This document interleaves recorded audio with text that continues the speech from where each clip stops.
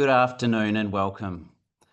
I'm Professor Peter van Wijngaarden, CEO of the Florey Institute of Neuroscience and Mental Health. It's wonderful to have you with us today for this important conversation about stroke, a condition that affects many Australians. I'd like to begin by acknowledging the traditional owners of the lands on which we're meeting. I'm coming to you from the lands of the Wurundjeri people of the Kulin Nation, and I'd like to pay my respects to their elders past and present. I extend that respect to any First Nations people who are joining us today on the webinar, wherever you may be. So today's session's about hope. It's about the remarkable work that our researchers are doing to change the future of stroke recovery. At the Florey, we're proud to be the largest brain research centre in Australia and one of the world's leading institutes in the field of neuroscience and mental health research.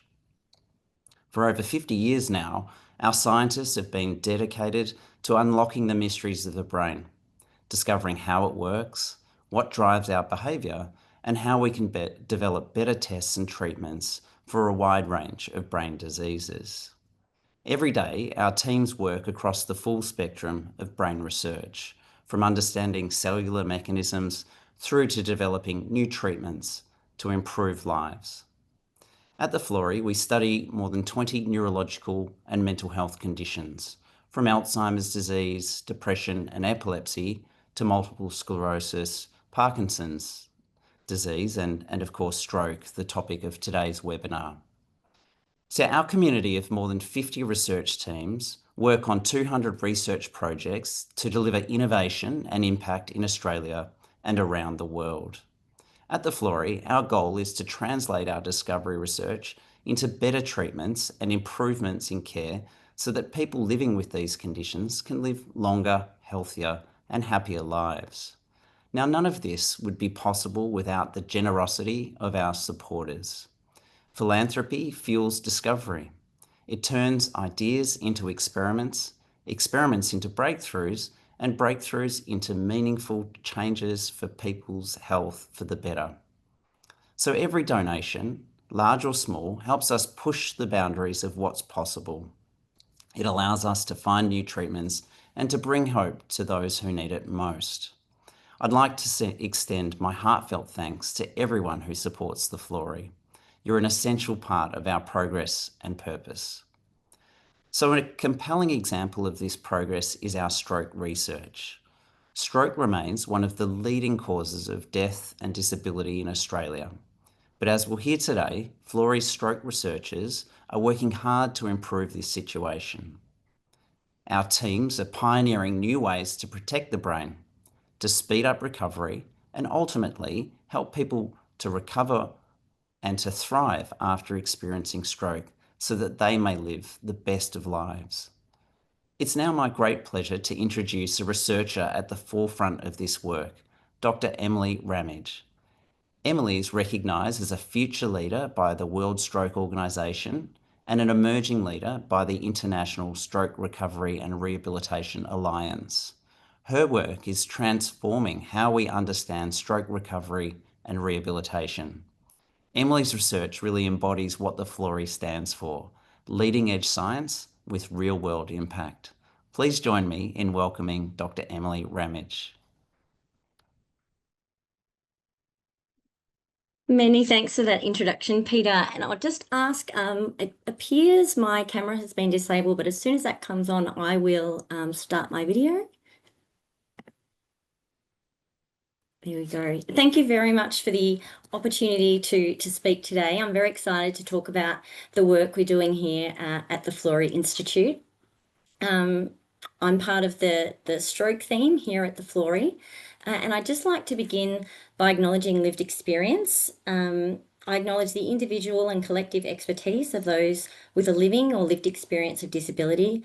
I recognise their vital contribution at all levels, and I value the courage of those who share this unique perspective to achieve better outcomes for all. And here at the Florey, in our stroke theme, lived experience is a huge part of the work we do because we recognise how important it is to make sure that our research is meaningful and relevant.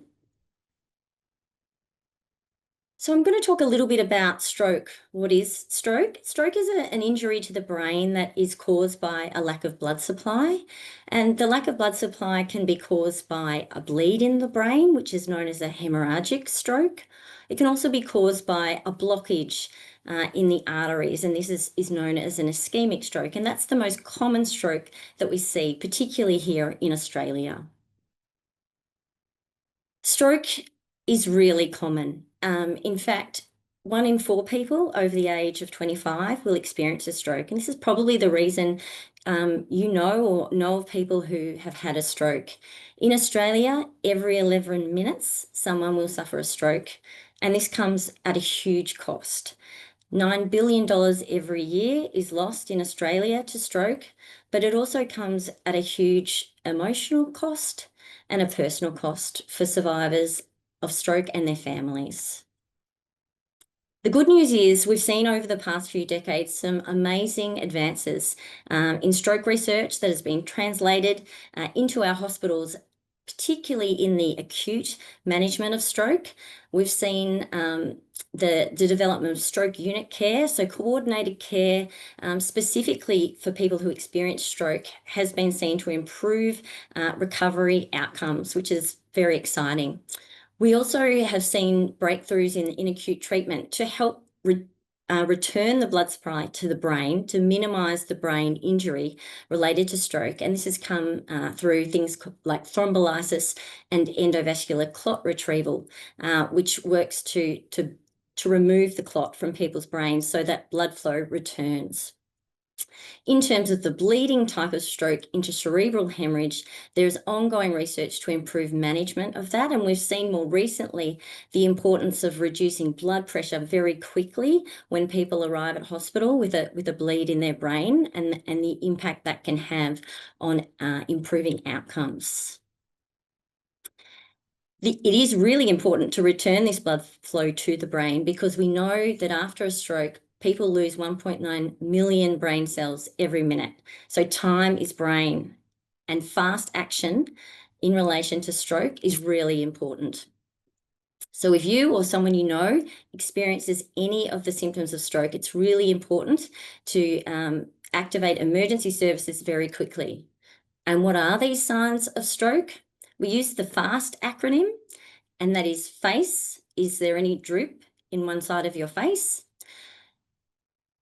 Can your arm be raised? Is the A. Speech. Is your speech slurred or confused? And the T is for time, because time is brain. It's really important to call 000 and get emergency response very quickly.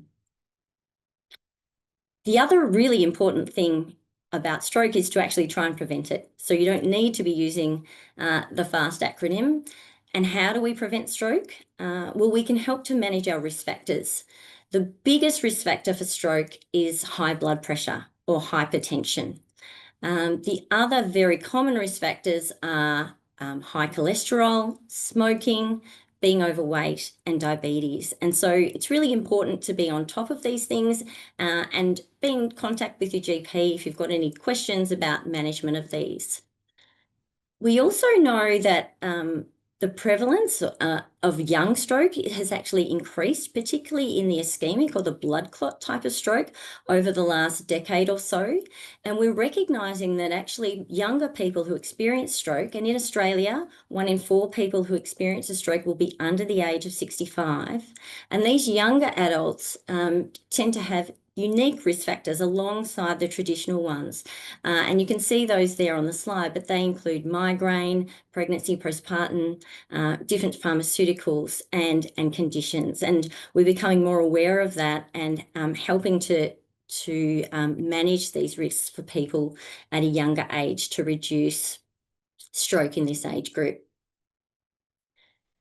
The impact of stroke, as I said, is huge. We saw the high economic costs that I mentioned earlier, but on an individual level, stroke can impact people in a variety of different ways and often in a combination of different ways. And this can be physical, cognitive, it might affect thinking and memory, it might result in fatigue, mood changes, or impairment in people's ability to communicate. A survey carried out by the Stroke Foundation identified that the most common health problems reported by stroke survivors were mobility problems, so that's problems walking around, but there are very prevalent hidden problems that we probably haven't previously addressed so well in our research, and these include things like fatigue, emotion, memory, and concentration problems, and that's becoming a real focus of stroke recovery research. The good news about stroke is that people can continue to improve after a stroke for years. We do know the most rapid improvement is usually in the early months after stroke, and this is when we're aiming to really target intense rehabilitation strategies to help people make the best recovery they can. And this is done by putting into practice evidence-based rehabilitation. So research to understand how we can best target our rehabilitation to improve recovery is really important. But we do have a long way to go. We know that 2 out of 3 stroke survivors still need assistance or aids to complete their everyday activities. So they might need help with their personal care. They might need help around the house. They might have adaptations to the home, or they might need to use alternative transport. And in our stroke recovery research, we're really trying to make sure that we're targeting improvements in these areas so people can get back to living full and fulfilling lives. There's still a lot to be done, as I mentioned. Some of the areas that we're really working hard on to get the biggest bang for our research buck is to better understand stroke so we can optimise diagnosis and management. We still don't have a really good understanding of the pathophysiology of the recovery of stroke so that we can better target our recovery strategies. We also need to make sure that our stroke services are meeting the needs of everyone with stroke, regardless of their age. As I mentioned, we've seen that increase in younger strokes over the last decade or so, and making sure that stroke, which traditionally was known as an older person's condition, has services that are fit for purpose for people of all ages.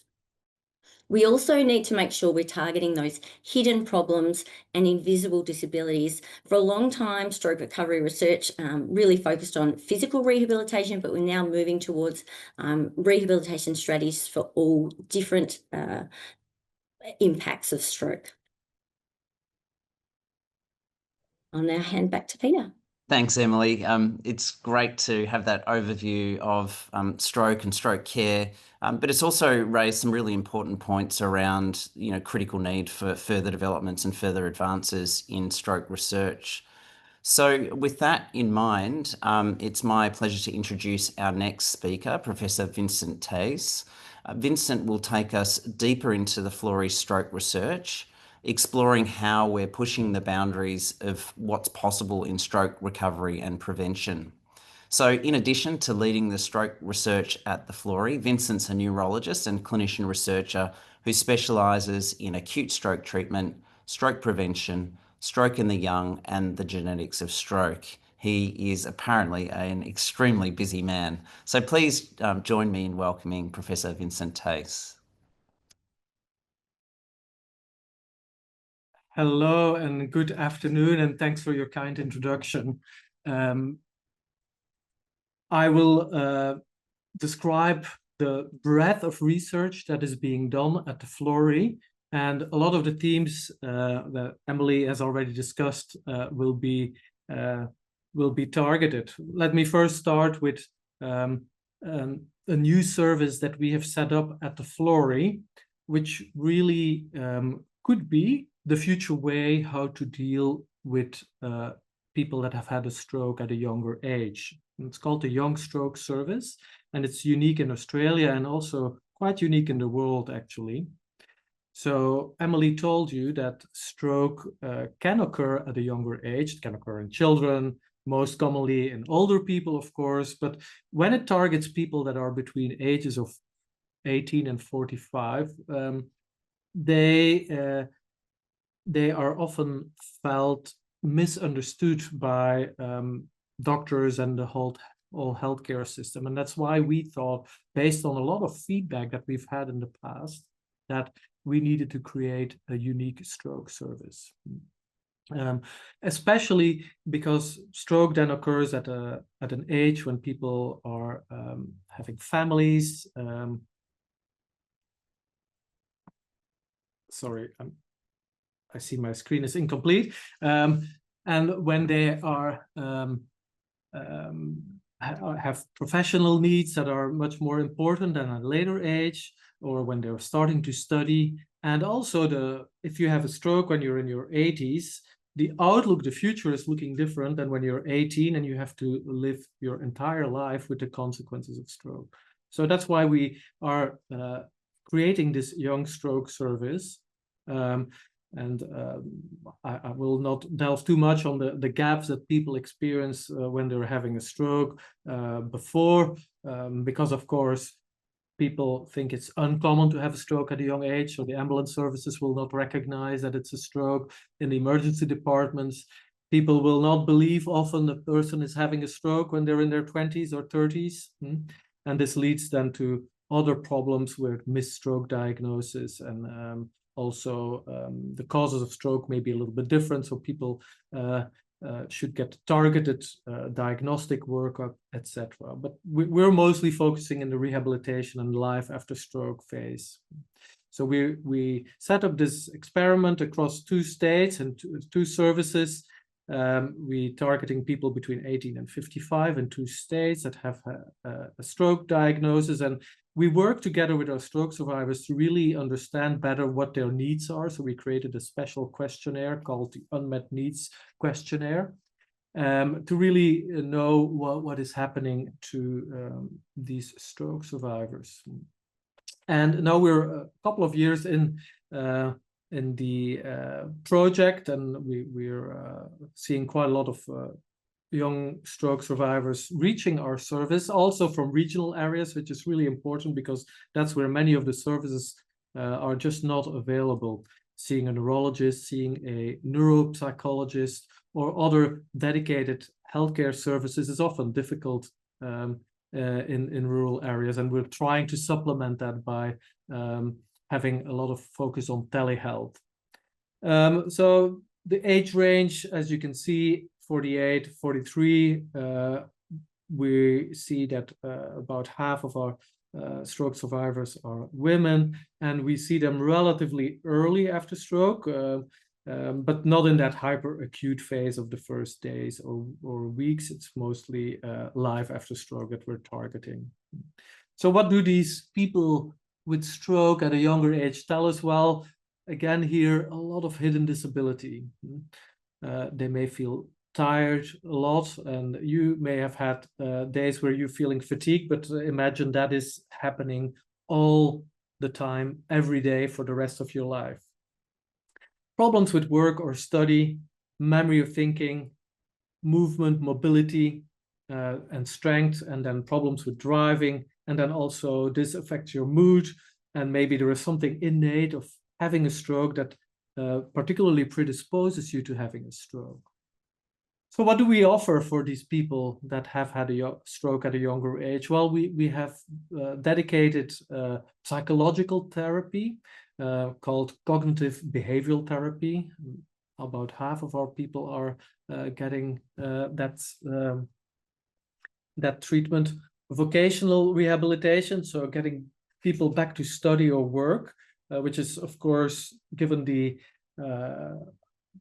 cost burden that Emily discussed, is hugely important. As assessment by a neurologist or a rehab physician, often not available in regional and rural areas, and especially a neurologist or rehab physician who really knows about the consequences of stroke at a younger age is what we're offering. And then neuropsychology assessment. So we're now a few years in the project, and we're also getting feedback from people, and we've actually contacted quite a lot of them, and they're hugely satisfied. We're supporting their unmet needs, and they're very satisfied with the service. So we'll be hopeful that we can roll this type of service out to the rest of Australia, and we set an example worldwide. This is a case study of a young lady that went through our service and who was happy to share her story.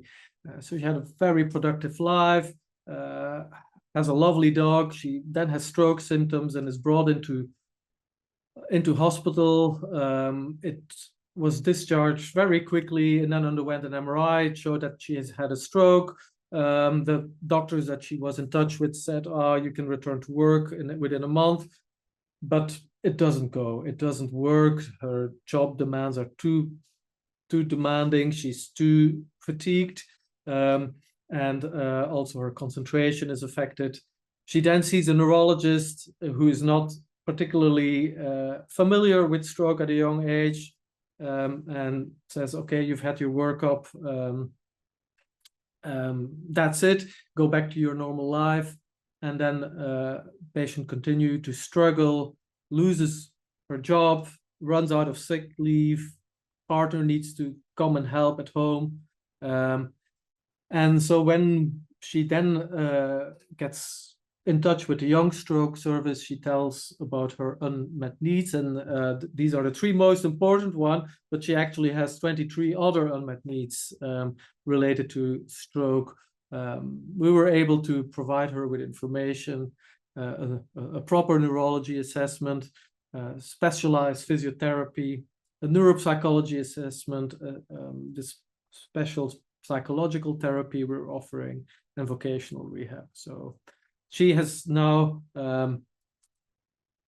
been very satisfied with the service. She knows much more what her stroke is about, what the consequence. She can make better understanding of her symptoms and has learned strategies and has hope for future recovery. So this is a few quotes that you can read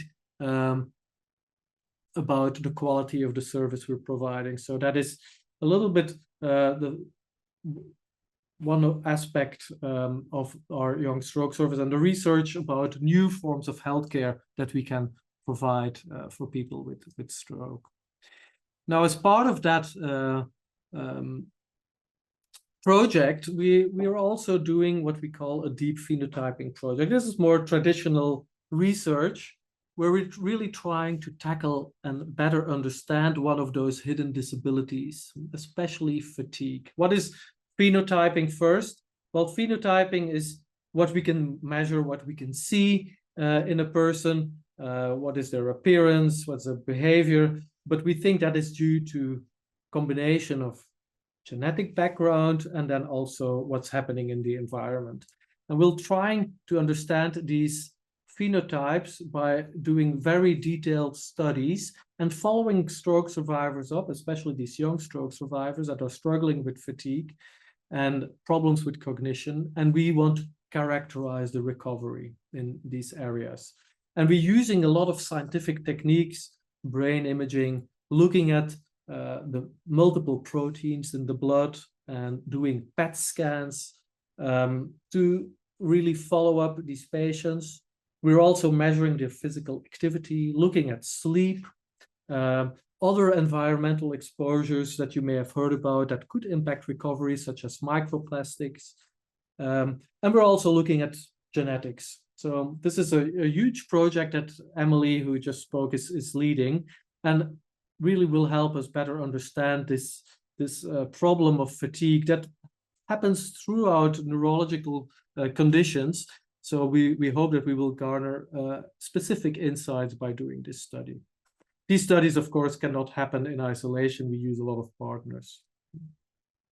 Another aspect of care that we're looking at, and also something that can be used as a research platform, is a clinical registry dedicated to stroke. And we're very proud at the Florey to host the Australian Stroke Clinical Registry, which is looking at the quality of care that people receive with stroke and identify gaps, but also see what treatments, how treatments that now have gone through the pipeline are being implemented. So we collect quite a lot of data across 73 hospitals. And we also follow up patients that had a stroke 3 to 6 months to see how their care was and how they're doing. And this is a huge endeavor leading to opportunities for doing what we call big data analysis, and that will inform future care as well. This has led to enormous number of publications. We've also been able to have many people, a sort of registry of people that are willing to participate in future research. So if we have opportunities or want to test a new drug, we can contact people, for instance. Another aspect of research that we're doing at the Florey is doing clinical trials. Clinical trials are the best way to see whether an intervention works. And one aspect that we have been interested in for many years is a simple question. When you're in hospital and having a stroke, when should you be set up? When can you start walking? When does the physiotherapy or the physiotherapist or the nurse, how often should they set you up and start walking with you? And should this be done early or should this be done late?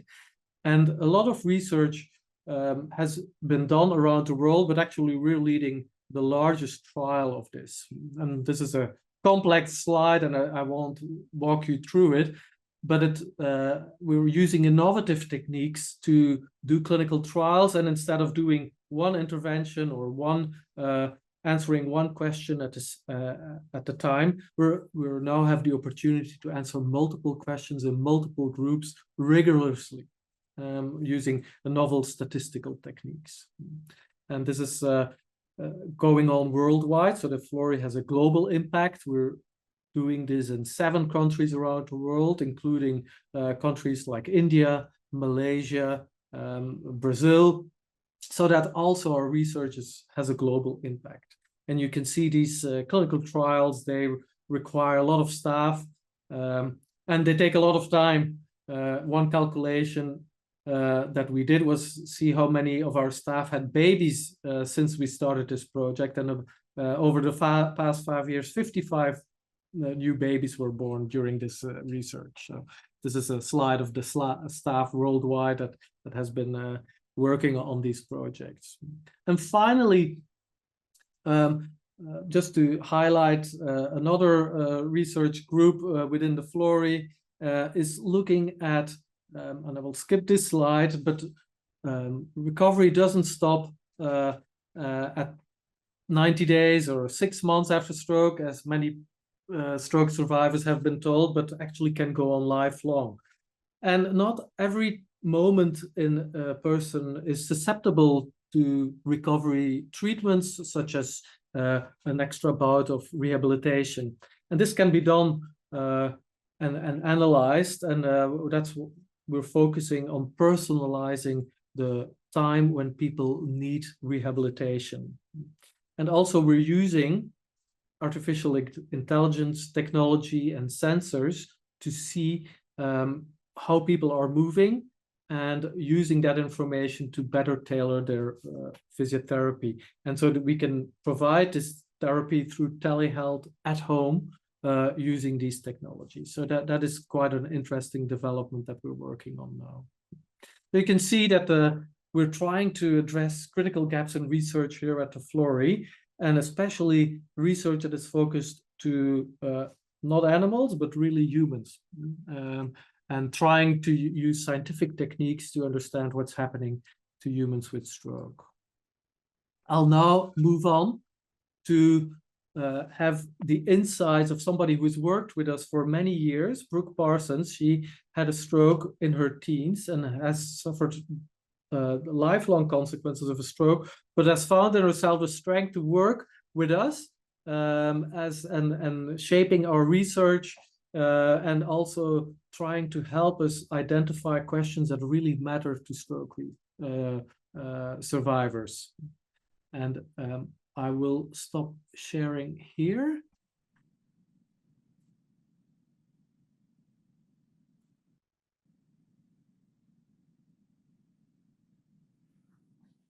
Hi, my name is Brooke. Sitting here today, I want to share a story that begins with a moment, one single moment that changed everything. I was just 13 years old when my stroke happened. One moment, I was a teenager full of dreams, plans, and possibilities, and the next, my life was pulled out from under me. In an instant, I went from worrying about school and friends to fighting for my life. That was the moment that changed everything. The immediate aftermath was a blur of flashing lights, beeping monitors, and terrified faces. I remember lying in a hospital bed, scared, confused, and overwhelmed. Doctors and nurses rushed around me. My family clung to hope, and I felt an uncertainty so deep it shook me to my core. Would I survive? If I did, would I ever walk again? Would I ever speak properly? Would I still be me? Rehabilitation is a road that looks ahead and never back. It was not quick or easy and never will it be, even after all these years. I had to relearn how to walk one shaky step at a time. I had to retrain my hand to write, my mouth to form words, and my brain to process thoughts that once came ever so easily. Every small victory, moving a toe, saying a word clearly, remembering a simple task, felt monumental, but every setback felt crushing. Recovery wasn't just about my body though. It was about finding the courage to keep going, and everything inside me screamed, it's all too hard. What often gets overlooked though is the ripple effect of stroke. My family carried so much, the fear, the exhaustion, the sudden change of roles. My parents, always my carers, my friends didn't always know what to say. Relationships shifted under the weight of uncertainty. A stroke doesn't just happen to one person. It affects everyone who loves them. That hidden burden can be heavy, but it's also real. But here's what I want you to know. Hope is stronger than despair. What helped me in my recovery was a combination of resilience, the unwavering support of those around me, and access to therapies grounded in research. Every piece of progress, no matter how small, reminded me that the recovery is possible. Stroke may have taken so much, but it didn't take my spirit. And this is why the Florey matters so deeply to me. The Florey Institute isn't just a name on a building. It represents a lifeline. The Florey's research offers people like me and families like mine genuine hope. Whether it's through groundbreaking studies, rehabilitation innovations, or simply knowing there are scientists who refuse to accept stroke as an endpoint, the Florey has given me, and so many others, a vision of what the future could be. A future where recovery isn't just surviving, but thriving. Today, I'm proud to work alongside the Florey team as a consumer consultant, supporting other patients and ensuring that lived experience is truly part of research. Through my role, I help make sure that voices of people affected by stroke are not only heard, but acted upon. Every conversation, every collaboration reminds me that research is most powerful when it's personal, when it reflects the real experience of those it aims to help. So by sharing our stories, we're shaping better care, better understanding, and ultimately better outcomes for everyone. So as I sit before you decades after the moment that changed everything, I want to leave you with this. Supporting stroke research is not about statistics. It's about lives. It's about giving a teenager her future back. It's about giving families more moments together. And it's about ensuring that the next person who hears the words, "You've had a stroke," has a better chance of reclaiming their life than I did at 13. Your support, your belief in our work means that others can stand where I am today, not just as survivors, but as storytellers of resilience, hope, and possibility. Thank you. Thanks, Brooke, for that really moving and personal account of your experiences. And we're so fortunate to be the beneficiaries of your wisdom and advocacy. A big thanks to Emily and Vincent, who kindly agreed to join us for a question and answer session. So I'd strongly encourage people who are online to post questions in the Q&A function or in the chat. We'll have someone monitoring that and relaying questions. But I might kick off while we wait for some of those questions to come in with a question for you, Vincent. So what would your bold prediction about the future of stroke care be? What excites you, and what do you think's on the horizon for people who will have strokes in the coming years? So I think we're really at an exciting time. We've seen dramatic advances in acute stroke care, but the next big thing is really harnessing the brain's enormous capacity for recovery, which we see again and again in with stroke, but in many other conditions as well. But we have focused on the first minutes after stroke, but we don't really understand what is the capacity of repairing the brain. How can we change that?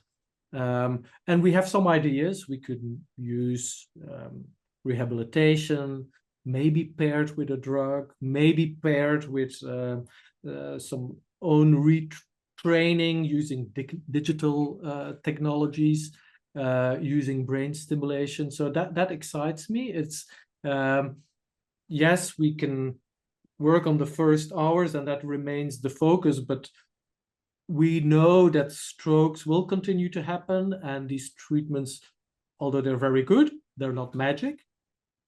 We're getting older, more people getting strokes because we're getting older. And so many people will still have the consequences of a stroke, even after having received the best care. Some of these will improve, some of these will not improve. Why does that happen? And can we use the mechanisms that are operative in those that improve and to better understand what's happening? That, I think, will be really exciting to work on in the next decade. Fantastic. And do you think that we're getting closer to being able to predict sort of the outcome for patients, given the complexities of that, the different territories affected, the different durations, of time before intervention, and different rehabilitation pathways? But are we getting better at predicting outcomes? Yeah, that's an excellent question. And I think prediction is very, very hard. We have since many years known that the older you are and the worse the stroke is at onset, you will have a worse recovery. Yeah. And that is sort of the two extremes we can predict. You will have a good recovery, you will have a bad recovery, but then we have that whole gray area in between, and there we really are struggling, because the more variables, like you say, we add in, they just add a minute amount of extra information. So prediction is hard. That also translates into clinical practice. We often don't know in the beginning how the stroke will end up, how the outcome will be. And we have to be humble as doctors and researchers and say, well, at this moment, I cannot say how it will evolve. Let's see in a week, or let's see in a month. And also people that have had a stroke, and you see them at 3 or 4 months after their stroke, yes, you still have to say, yes, you can improve. There will be improvements. And I hope that message came through today. Fantastic. Yeah, very clearly, Vincent. Thank you very much. And I think perhaps we can return to this a little bit later if there's time, to dive a little bit deeper into the work of Leanne Carey and, around some brain training and some insights from that. But we've had a couple of questions come in online. Thank you very much for the people that have contributed. We've got one asking, are there developments for a severe aphasia sufferer years after stroke to find their voice? That's a good question. So aphasia is a very severe language disturbance where people have trouble understanding or expressing their thoughts and their ideas, but actually their thinking is perfectly fine. And this is one of the most confronting impairments we see as clinicians, because communication is so key to being a human. Unfortunately, we don't have good treatments except for speech therapists, and now maybe we are talking more and more about restoring brain and using stem cells, and there have been some developments in the US, but they have not entered the clinical arena yet. So yes, frustrating. Yes, this is one of the toughest conditions after stroke for people to have. But I still think that there are opportunities. Of course, I cannot speak about an individual person's condition, but I think in the next decade we will see advances in this field. Fantastic. We've got another question that's come in. Given clinical misdiagnosis, how does stroke in the young person present differently? Could you elaborate a little bit more on that? And Emily, please feel free to jump in at any point as well. What we're often seeing in people that have had a stroke at a younger age is that their symptoms are generally a bit milder, and also they often have headache and are mistaken for having a migraine, because that's so much more common than a stroke. But again, the clinical rule, if you have people with a facial droop, arm weakness, that's unusual for migraine, should be investigated for stroke, especially if this happens the first time.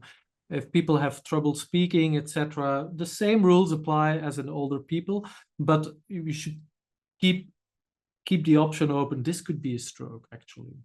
And often the symptoms of headache are a little bit more prevalent in young people, but subtle differences.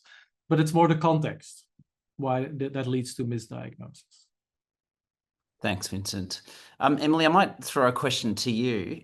We've sort of alluded several times to the gap between discovery science and implementation in patient care. So can you tell us a little bit about how the Florey is working with hospitals, clinicians and stroke researchers, as well as survivors, around making sure that innovations that we are advancing actually reach patients? Yeah, absolutely. And the Florey is actually a really exciting place to be working, I think, when we're looking at closing that gap between what we know from science and research and getting it into hospitals and having a real difference in patient outcomes. One of the big examples is the Young Stroke Service, which is actually a clinical service embedded within our research institute. And that gives us an amazing opportunity as researchers to learn the challenges of actually implementing our what we know works into the real world practice. The other thing that's been really critical and a big change, I think, over the last decade is really partnering with people with lived experience as well as clinicians and getting them involved in our research from the very beginning. So getting them to help shape the questions to make sure that the research we're doing is answering the questions that they have to really improve their quality of life, their recovery outcomes, and make sure it'll work in the real world and we can do it there. The other thing that Vincent mentioned was that Oscar, the clinical registry, is really critical for monitoring the care that our stroke survivors are receiving to make sure that they are getting the best evidence-based practice. And by monitoring that, we can provide feedback to clinicians and also learn as researchers what we need to be communicating better to make sure that people are getting the treatments that they deserve to optimize their recovery. Fantastic. Thanks, Emily. And the work of Dominic Cadillac and team on the registry really is world leading. Could you tell us a little bit more about the ways in which that's actually changing the delivery of care, particularly around sort of monitoring and recording and reporting time to intervention and best practice care implementation? How is that having a meaningful impact on care? Yeah, so the registry provides that information back to the centre. So they monitor, they have key areas that they're monitoring based on what we know from the evidence to make sure that they are providing that evidence-based care, and they get feedback from the registry, the different hospitals, on how they're performing, so they can identify within their own services areas for improvement, but also they can celebrate the improvements that we see. And we see that at stroke meetings nationally and internationally, that the centres that are improving or performing particularly well are recognised and applauded. And I think that's, you know, a fantastic collaboration between the hospitals and the research and Oscar supporting better care. Fabulous. So it's really a benchmarking exercise that then lifts all boats, really. Absolutely. Yeah, superb. I might ask you the same question I asked Vincent, but with a rehabilitation focus on it. What excites you the most, and where do you think we're going to make the biggest headway over the next few years, sort of translating research into practice? Oh, that's a great question. I think some of the things that excites me is, I suppose, the advances that we've seen in technology that can help us. Vincent was talking about, you know, it's really difficult to predict. We don't know, and we need to learn more about recovery and how the brain can repair itself. And I think we've got new advanced imaging techniques. We've got genomics, so looking at people's genetics and how that might influence things. We can look at things like proteomics, and what we can do with this new information is look for what we call biomarkers. So looking, using an example of brain imaging, what can we see on these very specialised brain images that might help us predict and better understand this recovery to help us better target our treatments. Fantastic. And this is probably a question for both of you. Vincent, you alluded to the use of artificial intelligence for personalisation of stroke rehabilitation, and the really exciting and sort of practically enabling technology of delivering that via telehealth. Can you elaborate a little bit more on that? Because that sounds really exciting. Well, the experiments that are being done is you working with engineers, having sensors over the body of people, see how they move, how they function in daily life, and not in a clinical practice, and getting that information being analyzed by artificial intelligence techniques to then come up with a treatment plan that is tailored particularly to that individual, working on impairments that have been identified through these sensors. And I think that is really exciting if that can be developed at scale. That could be helpful. Emily, what are your thoughts on this? You're a physiotherapist, so will AI replace your job or not? Look, I think it's very interesting. There's been a lot of discussions around this. I just returned from the World Stroke Congress, and we had a lot of discussions about how does AI fit in. I think, you know, AI needs a lot of big data to learn, but the potential to be able to, you know, attention to detail and monitoring and looking from a physio perspective, which is my background, you know, the minute detail of movement patterns, and potentially not just being able to pick up physical changes, but potentially how sensory changes and cognitive changes affect movement. Using that big data, it is amazing. I think at the moment we're still very reliant on the expertise of therapists to be able to inform decisions, but even just the role of AI in supporting people to continue with their rehab. One of the big challenges of rehab in stroke is that you have to do a lot of practice, and just being able to use AI to support and motivate people and to provide feedback on their routine exercises has great potential for improving outcomes. Fabulous. And do you envisage that this will, you know, more tailored intervention for rehabilitation will speed up recovery, or will it improve recovery outcomes? I think it's got the potential to do both. We know that, you know, there's that period in between the sort of 1 week to 3 to 6 months that we have an accelerated recovery. And if we can really target and get people doing more practice and better rehabilitation that's tailored specifically to them, they should have better outcomes in terms of that rewiring the brain. And if we can do more of that and do it faster, you should see better outcomes long term, theoretically. Yeah, and I guess for people on the webinar, the notion that your experiences are actually shaping the wiring of the brain sounds quite foreign, but just attending this webinar means that your brain is right now making lots of new connections. That's the basis of learning. So this is really just taking that normal function of our brains and extending that in the context of injury. So really exciting work harnessing those natural processes and regenerative processes that we have in our brains. We've got another question that's come in online, and thanks for sending those in, asking what proportion of stroke patients will suffer a second and further strokes? Do we know how many people have this course, and are specific risk factors for this known? I'll take this question, Peter.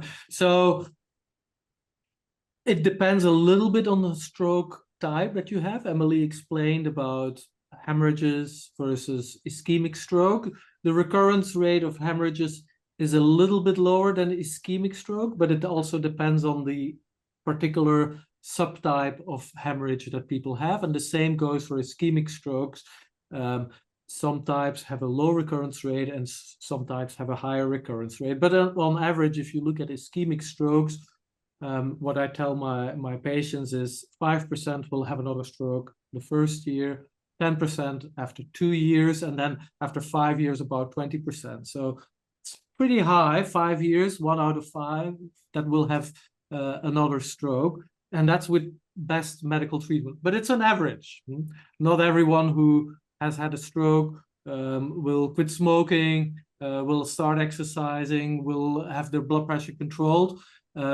So we know that we can reduce those figures by really adhering to all the measures, taking your blood thinners if you have an ischemic stroke, controlling your blood pressure, exercising, quit smoking, quit alcohol. These things are, and control your diabetes. We will not be able to shift somebody who has never had a stroke to the risk of somebody who's never had a stroke, but we're getting there. But it's still, we need to implement these therapies. Many people have difficulty taking medications or don't tolerate the medications, etc. So yeah, that also plays a role. Yeah, and I think Brooke said it beautifully that that a stroke impacts the whole community of that individual, the family, and I imagine that has quite a profound impact on recovery and coping with the burdens of stroke. Do you have any anecdotes to share around that, either Emily or Vincent? Well, I think it's well known that if you live alone and have had a stroke, your recovery will, on average, be worse. And the family support systems, and you see this, Emily, and it's very important how people can recover. If you recover in a good environment with your family around who can help you, that may, for many people, be more conducive to recovery than living alone or being in a nursing home because you can't care for yourself anymore. Access to therapies is a little bit different if you have families or not. Getting to appointments, all these things do play a role. Emily, what are your thoughts? Yeah, I agree. I think that support network, whatever that is for you, is critical in recovery in terms of just enabling people to really concentrate on their recovery and their rehabilitation. And I think there's definitely a role that we can see as researchers when we're considering developing treatments and interventions, we also involve not just people with lived experience of stroke, but their family and caregivers to understand how we can involve them and provide best support. Fantastic. I'm mindful of the time. We've only got a few minutes left. I think in wrapping up, I think we've heard that research is really advancing at pace in this field. We're hearing about the importance of tailored and personalised approaches, leveraging technology for that, tracking outcomes and using benchmarking to lift standards of care across health services to make sure that we overcome the sort of postcode lottery and try and minimise the gap between tertiary level care and care out in rural and remote regions. We're seeing very clear examples of the passion expressed by Emily and Vincent, and we're so thrilled to have you and your teams working tirelessly to bring hope to families affected by stroke. I'd like to wrap up by thanking everyone who's joined us online. I've seen we've had a large number of participants. We had a query in the Q&A as to whether or not a recording would go out. My understanding is that all of the registrants to today's webinar will be sent a recording. We are really passionate about advancing the research, and it wouldn't be possible without the generosity of our donors. With thanks to that support, we are making really important progress. So I'd just like to reiterate my thanks to all of those of you who have supported our research and helped provide hope for those who've experienced stroke. So as we head into the festive season now, I'm pleased to share that our Christmas appeal is dedicated to stroke, and that'll be launching very soon. So there will be appeal flyer materials coming to your inbox or mailbox, so please look out for those. It is a wonderful opportunity to make a difference and to help drive the next breakthroughs in stroke research. So with that, I'd really like to thank you all for joining us. Your interest in this topic is tremendously important. You are all part of our community, and we're so grateful for that. So thanks once again, Brooke, Vincent, and Emily, and thanks to you all for joining us. Good afternoon.